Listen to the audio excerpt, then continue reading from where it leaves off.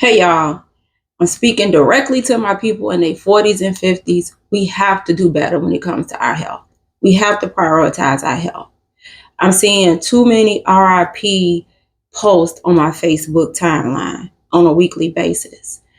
People in our age group, we're getting diagnosed with type 2 diabetes, we're getting diagnosed with high blood pressure, high cholesterol, which is causing us to have heart attacks and strokes, and in some cases, to leave the earth before we really should be leaving because we're not prioritizing our health. So we have to do better. We have to do better, not just for ourselves, but for the people who depend and love us. We just have to do better. So I'm making this video to challenge those who see it in my age group specifically, but for anybody who knows it's time for them to prioritize their health.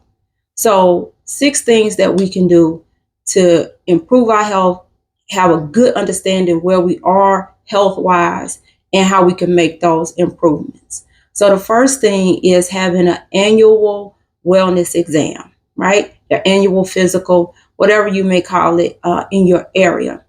And so if you are someone who already has an established primary care provider, I want you to open your calendar, call the office, get that appointment on the books.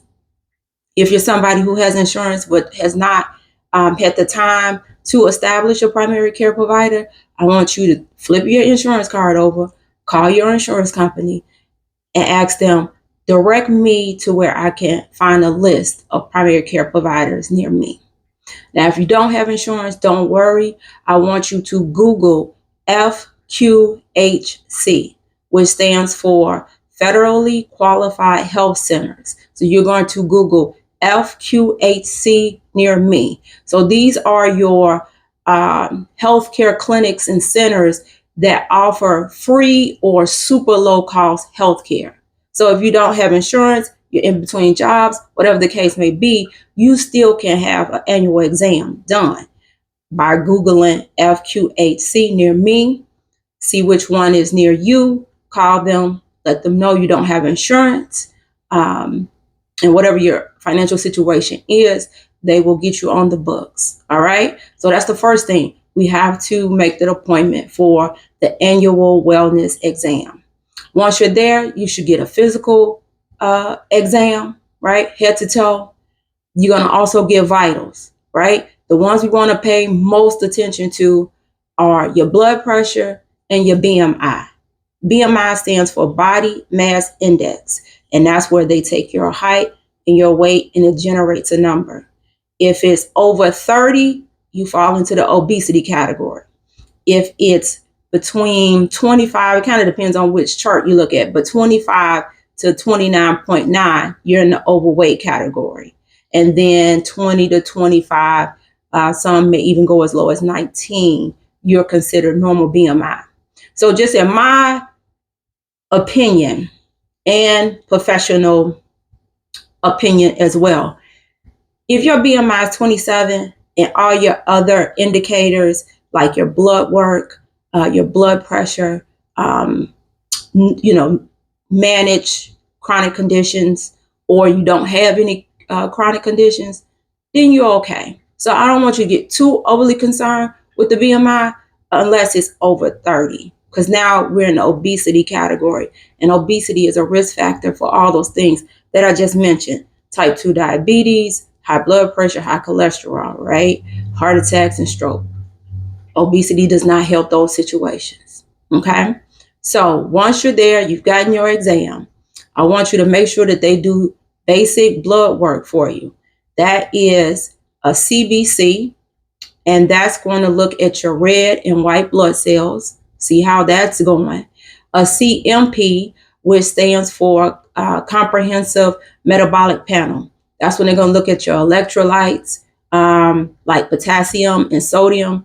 Going to look at how well your kidneys are functioning, how well your liver is functioning, right? Want you to also get a hemoglobin A1C.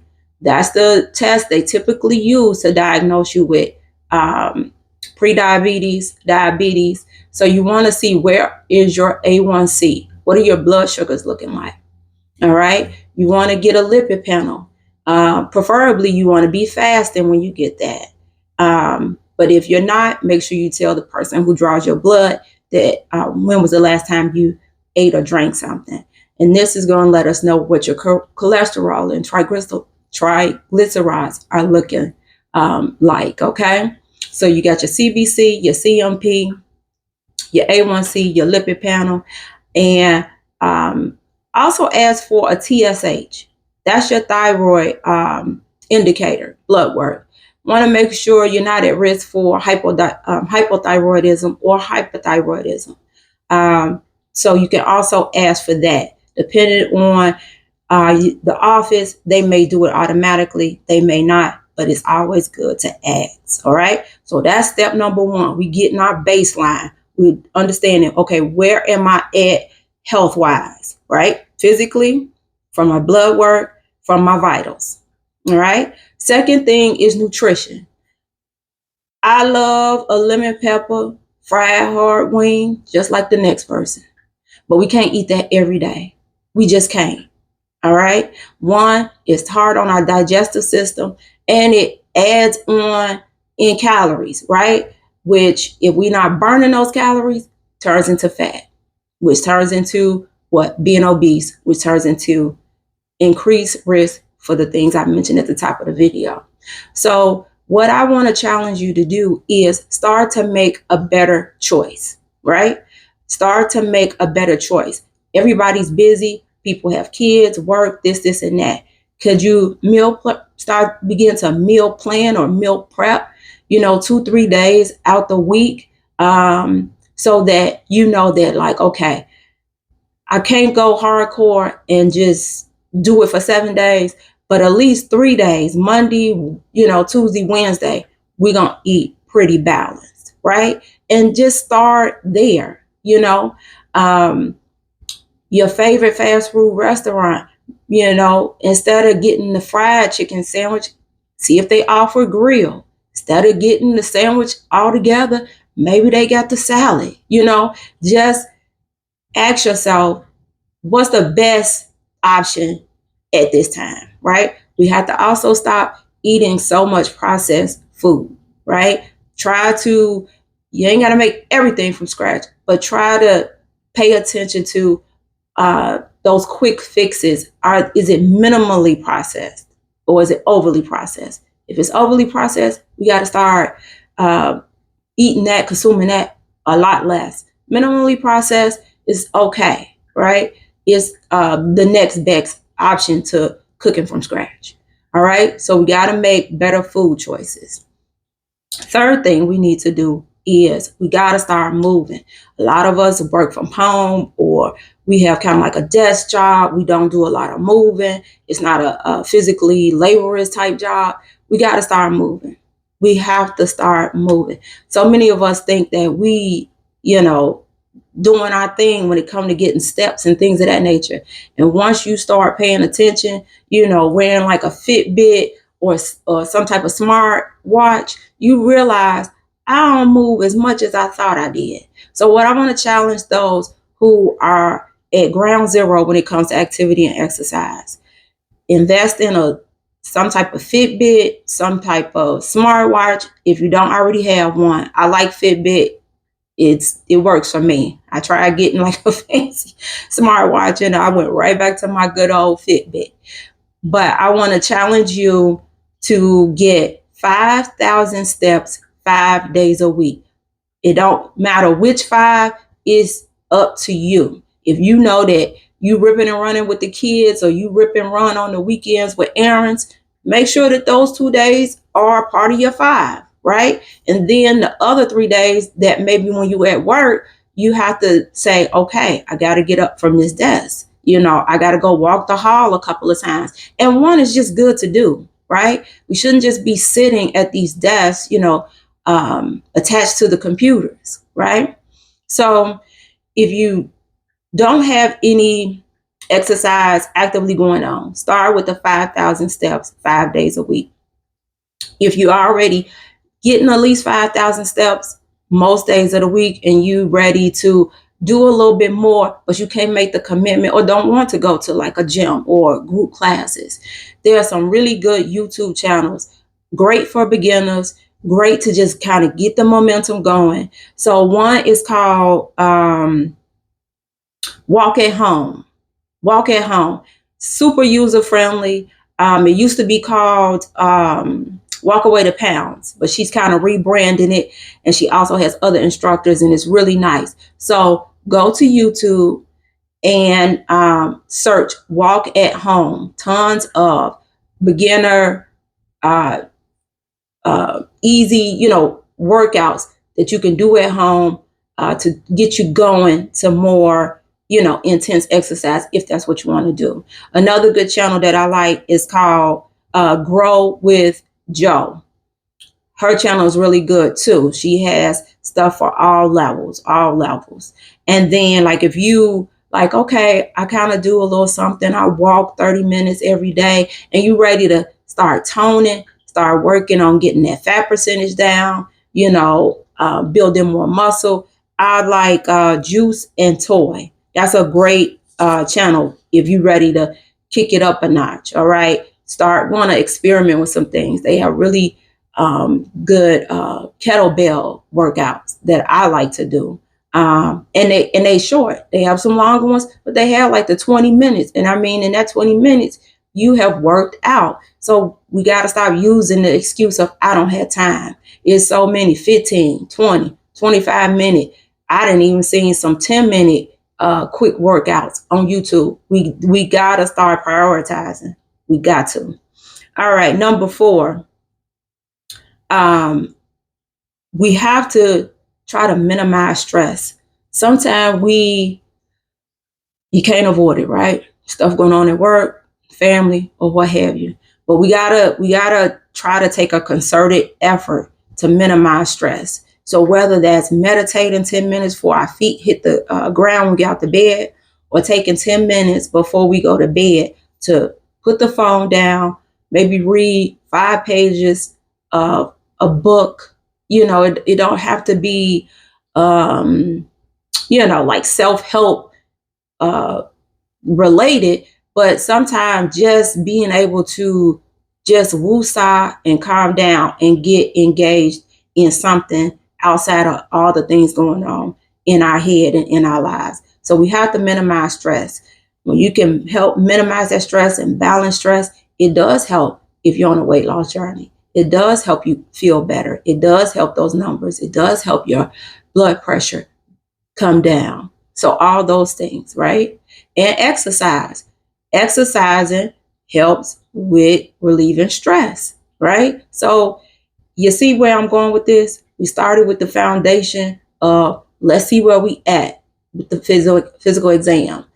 We know where we are. We know if we're eating like an 80-20 balanced way, right? 80% of the time choosing the best, 20% of the time indulging a little bit, right? You know where you're at it with exercise. But now we done talked about 3 things that can help automatically minimize your stress, right? So we got to start doing that. Number 5 is sleep. I am big on sleep. I don't know what I was about to say, but I'm big on sleep. I recognize I'm somebody that if I do not get 7 hours of consecutive sleep, just start all over, right? Like whatever I am able to accomplish that day, well, that's a plus because I need at least 7, 8 or 9 preferably. So I know it's a struggle. You're going from the time our feet hit the ground, and by the time everybody and everything is settled, it's late. Now we're trying to calm our mind down. We scrolling on the our phones, and then we finally fall asleep, and we're maybe at best getting 5.5, 6 hours of sleep.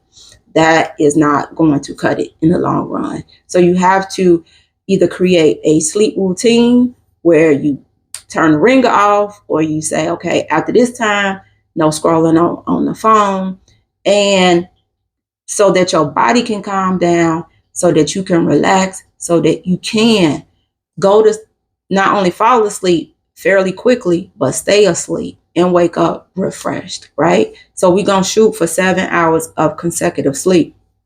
Number 6, water intake. I run into so many grown people who, I don't like water. It's like, at this age, whether you like it or not, you know you need it, right?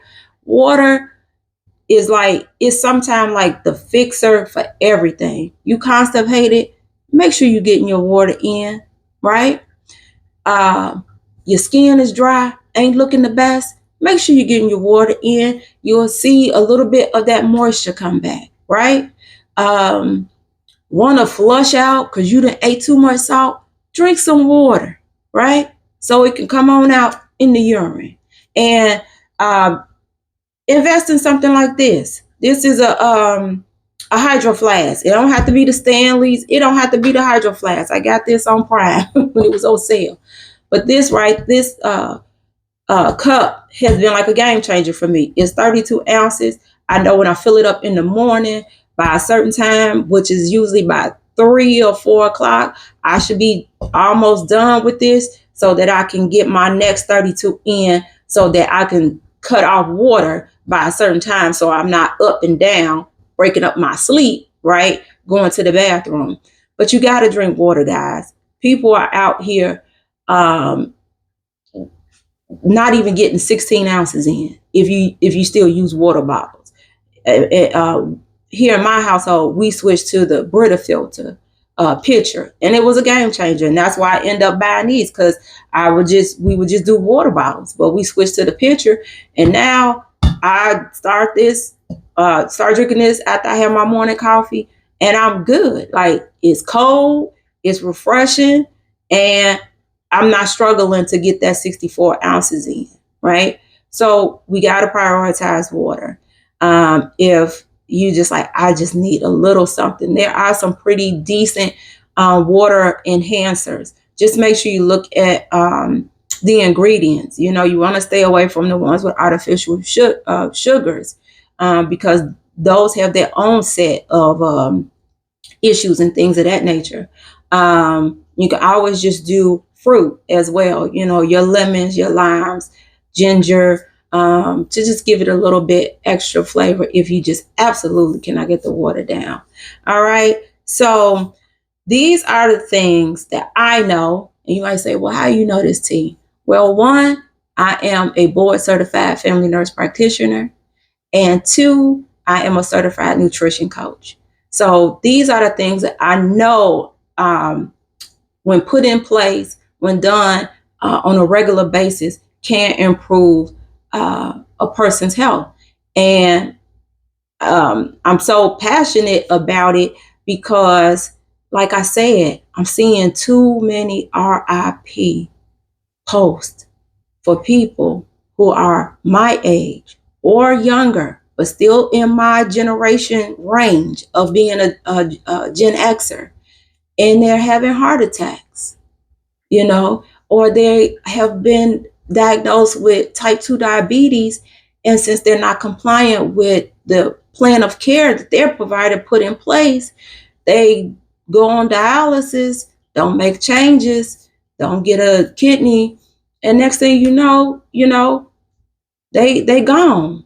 I personally have friends who were so dear to me that I miss every day, who did not want to take their high blood pressure medicine and had massive heart attacks, leaving here not even 45 years old. We got to do better. We have to do better, guys. So this was just on my heart. I wanted to make this video. I hope that this is the kick in the butt that someone needs.